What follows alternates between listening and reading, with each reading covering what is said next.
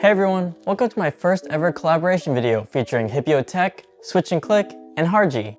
This project has been in the works for a couple of months now, and I'm super happy that I finally get to share with everyone. Okay, let me explain the premise behind this collaboration. Basically, I split a keyboard's parts list into 3 categories: the case, the switches and stabilizers, and the keycaps. I invited each of my 3 guests to pick a category of their choice and then recommend me a part to buy for it using any reasoning they like. Categories were selected in the order of who joined the project first, and the only catch is that none of them know what parts everyone else has picked. So nobody's gonna know what everyone else is picking, and then I'm gonna put all the parts together to build a keyboard. And we'll give it a little review at the end. I'd like to give a special thanks to all the guests participating today, and I'll make sure to leave everyone's channel linked down below. And if you're new here, remember to subscribe to me too. I make a bunch of custom keyboard content and reviews, and at 10,000 subscribers, I'm gonna be making a Discord server. So get subscribed if you're interested. Now let's get started by seeing what categories and parts everyone selected, starting with Hipyo Tech.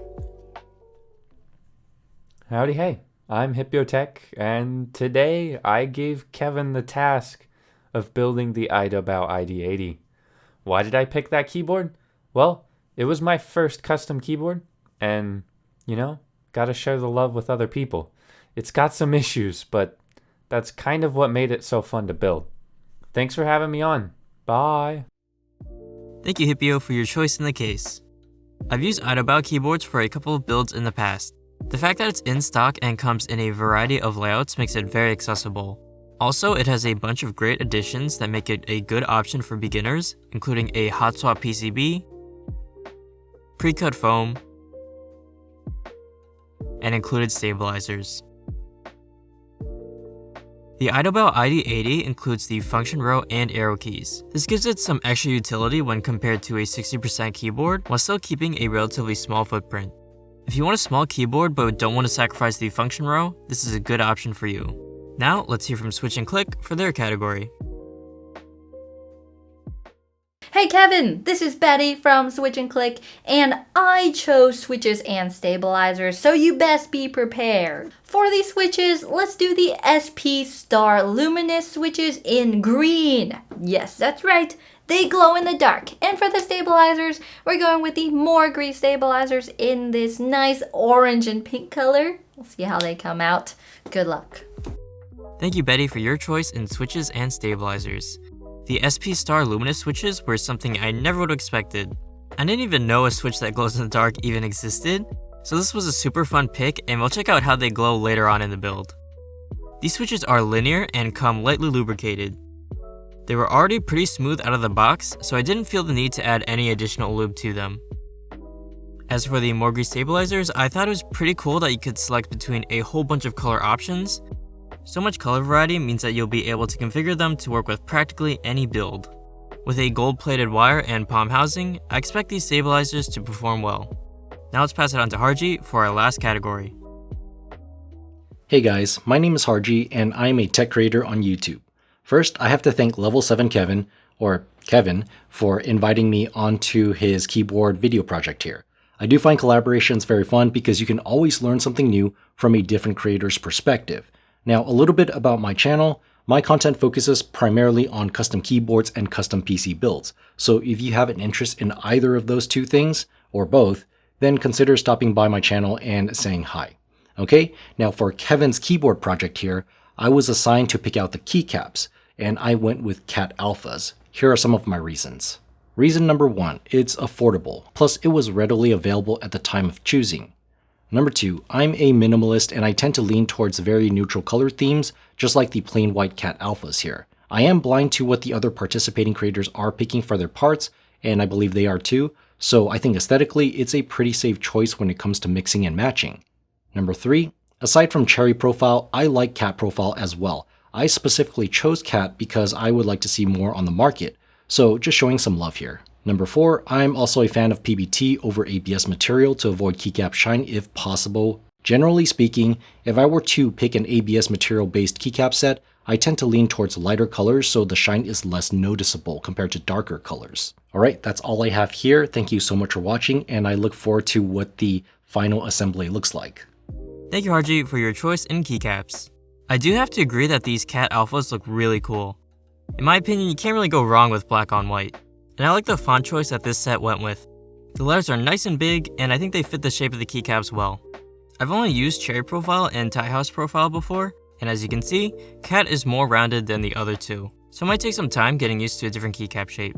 Also, because these keycaps are relatively tall, I might recommend the use of a wrist rest if you don't already type with floating hands. Before we get to the build, remember to like and subscribe. And in the comments below, let me know who I should invite for episode 2. I really want to make a video with other small content creators like myself, so if you know anyone on YouTube, TikTok, Instagram, etc., let me know down in the comments and I'll try reaching out to them. Okay, let's get back to the build.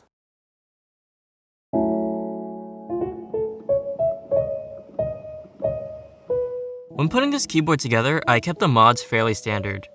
My first step was to open the case and gain access to the stabilizers.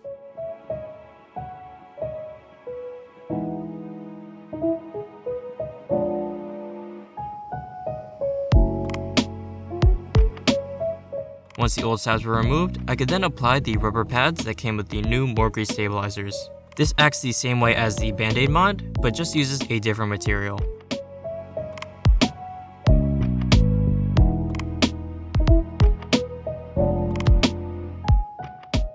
To lubricate the new stabilizers, I first applied Krytox 205G0 on the stabilizer insert.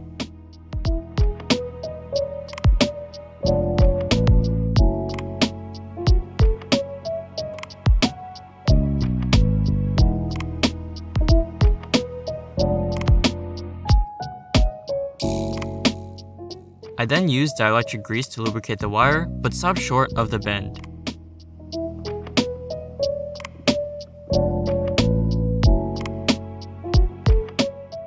To lubricate after the bend, I brushed on some more Krytox.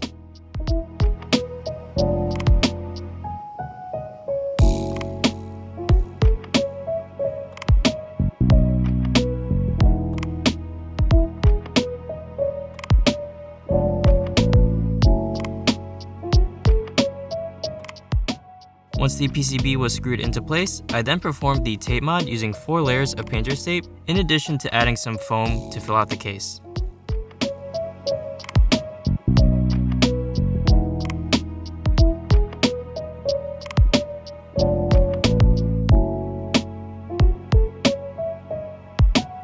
Because these switches were lightly pre-lubricated and already very smooth, I didn't feel the need to apply any more and decided to just use them stock.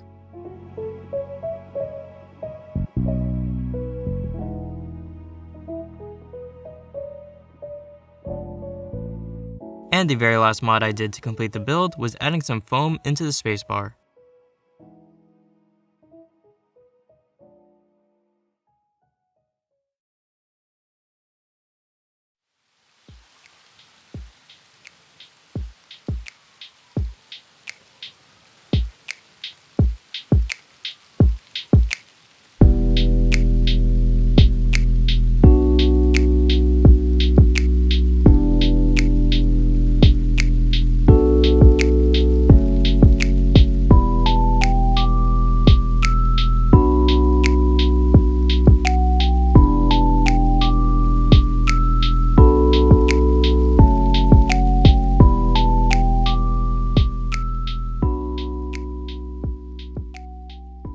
And this is our final build. I'll give it a mini review before we listen to the sound test. I think it has a nice minimalist and modern look to it. Specifically, I really like how the keycaps and the case work well together. I think the colors and roundedness of both of them complement each other nicely. But it is a real shame that these switches and stabilizers are so hidden.